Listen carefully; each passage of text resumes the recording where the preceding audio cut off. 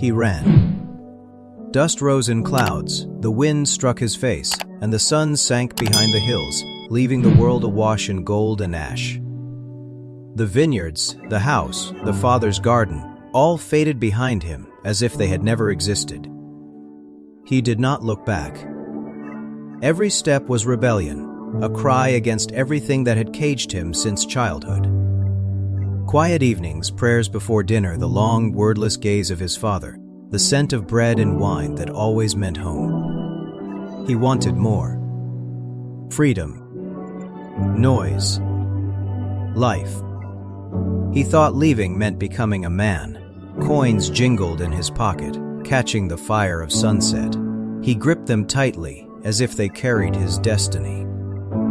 That sound, sharp, metallic, alive, reminded him. He belonged to no one now. No one would tell him how to live. No one would wait by the gate, watching with silent reproach, whispering prayers into the dark. He had broken free. But every step away from home was a step into shadow. The wind grew colder, and beneath his pride, something faint stirred, the strange sense that someone walked behind him. Not a man, but a shadow of what he had left behind.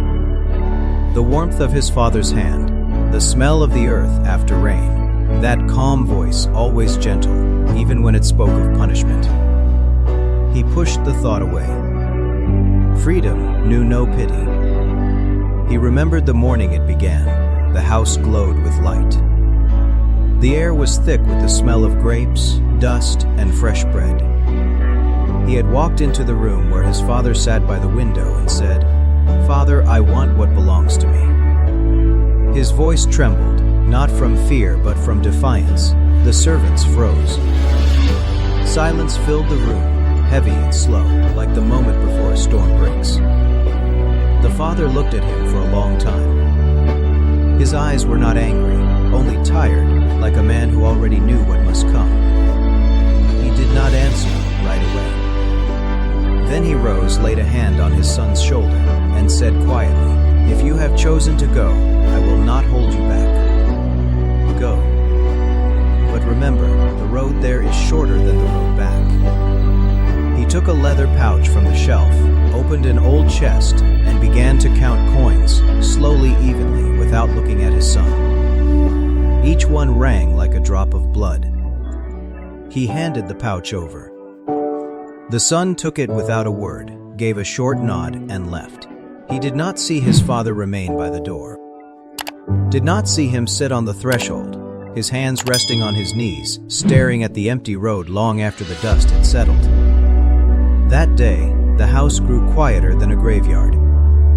The road to the city was long, hot, dusty, endless, but his heart beat with excitement. Everything seemed new. The smells, the shouts from the market, the sound of flutes, the laughter of strange women. He felt like a man seeing the world for the first time after years of blindness. He spent freely, laughed loudly, drank deeply, tossed coins to musicians and children in the streets. People laughed with him, clapped him on the shoulder, called him brother. He was the center of the world. Every night the city burned with light and music, and he thought, "This is happiness." But happiness bought with gold lasts only as long as the gold. Then it dies. One morning he woke to silence. The sunlight stabbed his eyes, his head throbbed. A woman lay beside him. He could not remember her name. He reached for his purse. It was empty. He smiled weakly, no matter, he thought. But trouble was already waiting by the door. He tried borrowing first, then selling, then begging. But cities forget quickly. Friends turned their backs. Women looked away, someone even laughed as he passed. He stood in the middle of the street, barefoot, hungry, invisible. Rain came. He hid beneath an archway, but the wind drove the cold into his bones. That night, he finally understood. Freedom does not keep you warm. He met an old farmer, a man who raised swine. The job was filthy, degrading, but he took it.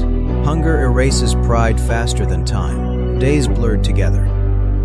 Morning, the same stench, the same mud, the same buckets. The pigs screamed, he said nothing. When no one watched, he stole from their trough.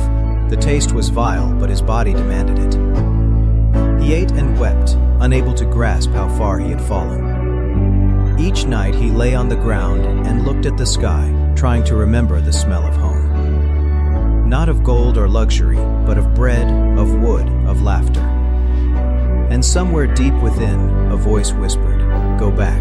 He did not believe he could, but one dawn, wrapped in fog, he rose. Simply rose and walked.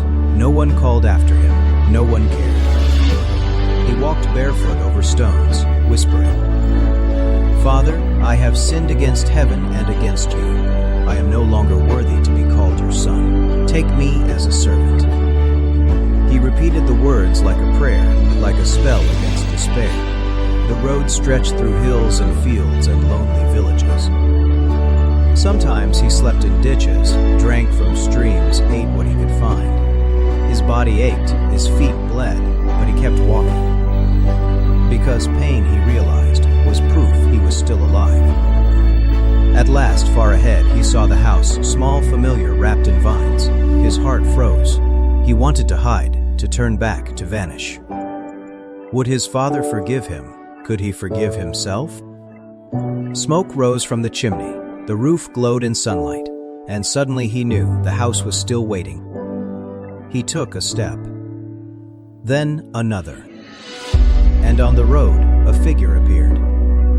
At first, only a shadow, then a man. He walked quickly. No, he ran. It was his father. He ran like a young man, like someone running for his life. The son fell to his knees, unable to lift his eyes. "Father," he began hoarsely, "I have sinned." But the words drowned in sobs.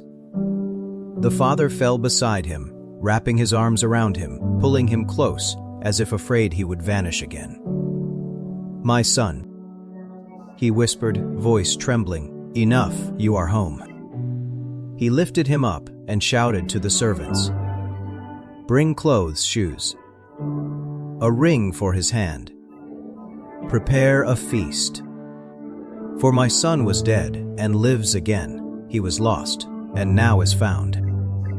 The servants froze, then hurried off, and the father stood there, still holding his son, as if afraid that letting go would wake him from a dream. That night, the house burned with light again. Music filled the rooms, laughter flowed like wine. The smell of roasted meat and fresh bread drifted through the open doors. The son sat by the fire, warming his hands, unable to believe any of it was real. He looked into the flames and thought, "All this time I was chasing life, and it had been waiting for me here." Music filled the night. The house was alive. In every corner where silence had once lived, laughter now breathed again. Candles flickered, their flames casting dancing shadows on the walls. The scent of wine and freshly baked bread mingled with the aroma of roasted meat. Servants hurried across the courtyard. Women laughed. Old men nodded approvingly, saying that such joy had not visited this house in years. The son sat by the hearth, wrapped in new clothes, soft, clean, smelling faintly of oil and herbs. He touched the fabric carefully, as if afraid to stain it. A ring gleamed on his hand, the same hand that not long ago had held a bucket of slop. He did not speak. He only looked at his father, who sat across from him, weary yet smiling, his eyes carrying the kind of warmth that fills a man's chest with peace. It was the same look he remembered from childhood, warm, gentle, touched by sadness, as though every joy carried the faint shadow of something lost. Sometimes he closed his eyes, and the images returned. The mud, the pigs, the cold, the emptiness. He shuddered and opened them again, meeting the steady glow of the fire. And each time he thought, is this real? Can a man fall so low and still come home? But not everyone in that house rejoiced. The elder brother returned late. He heard the music long before he reached the gate. He smiled at first, perhaps the neighbors were celebrating. But when he came closer and saw that the light burned in their courtyard, that people were dancing and servants rushing about, his face hardened. He stopped one of the boys running by. "What is happening here? Why the music? Why the noise?" The boy beamed. "Your brother has come back, my lord. Father has killed the fattened calf and is holding a feast." The elder brother said nothing for a long while. Then quietly, "My brother." He turned away. He did not go in. He stood beneath a tree in the dark, listening to the laughter. He heard his father's voice, alive again, joyful. He heard his father laugh, that laugh he had not heard in years. And something heavy rose inside him, sharp, hot, painful, jealousy. Wounded pride, anger. They all mixed together like poison. He paced along the wall, breathing hard. Each beat of the drum felt like mockery. Through the window he saw his father raising a cup, embracing the lost son, guests clapping their hands in delight. And the longer he watched, the tighter his fists clenched. When his father stepped outside, he saw him there, the elder son standing in the shadows, his face stiff, his gaze cold. "Why do not you come in?" The father asked. "I do not want to interrupt. The father frowned. "This is your home too." "No," said the elder quietly. "It is a home for those who leave and come crawling back. For those who stay, it is only work." He spoke calmly, but every word carried the weight of years. "All these years I have been here. I rose before dawn, worked the fields, managed the servants. I never once disobeyed you. I never took what was not mine, and not once did you give me a feast. But his voice trembled as he pointed toward the house. He abandoned you, wasted everything, disgraced your name, returned in rags. And you celebrate him?" The father stood silent, listening. Then he stepped closer, placed a hand on his son's shoulder, and said softly, "My son, you have always been with me. Everything I have is yours. But understand, this day is not about reward or worth. It is about life. Your brother was dead, and now he lives. He was lost, and now he is found. Are you not glad that your brother breathes again?" "He is no brother of mine," the elder snapped. "A brother does not abandon. A brother does not shame his father." The father sighed. "A brother is not the one who never errs." He said gently, "A brother is the one you never stop waiting for." The elder lowered his eyes. The silence between them grew long and deep. The wind moved through the leaves, and starlight shimmered in puddles near their feet. And somewhere inside him, something cold began to break, not pride, but ice. Ice that had sealed his heart for too long. He wanted to say, "You are being unfair," but he realized this was not about fairness, it was about love. The kind that does not measure, does not demand, does not trade. The kind that waits, even when the world has stopped waiting. He looked at his father again. The old man stood beneath the lantern's glow, tired, yes, but calm. His eyes glistened. His face was soft, full of quiet compassion. And in that face was something no pride could withstand. The elder breathed deeply. "You forgave him completely. I did not return anything to him," said the father with a faint smile. He returned himself. "And if he leaves again, then I will wait again." The elder said nothing. His heart beat unevenly, heavy with something he could not name. He took a step toward the house, then stopped. "I do not know if I can forgive." "You do not have to," said the father. "Just come in, love will do the rest." For a long moment he stood there, listening, the laughter, the music, the Father's voice. And suddenly he understood. This laughter was not mocking him, it was joy. Pure and unshakable. He took a step, then another, and went inside. The room fell silent. People turned to look. The father nodded, smiling. The younger son lifted his eyes. And for the first time in years, the elder saw not a rival, but a man, weary, broken, but alive. They looked at each other for a long time without words, and that was enough. The feast went on. But the laughter sounded different now, deeper, calmer, like a breath drawn after a long fear. The elder stood by the wall, holding a cup, watching his brother laugh beside their father.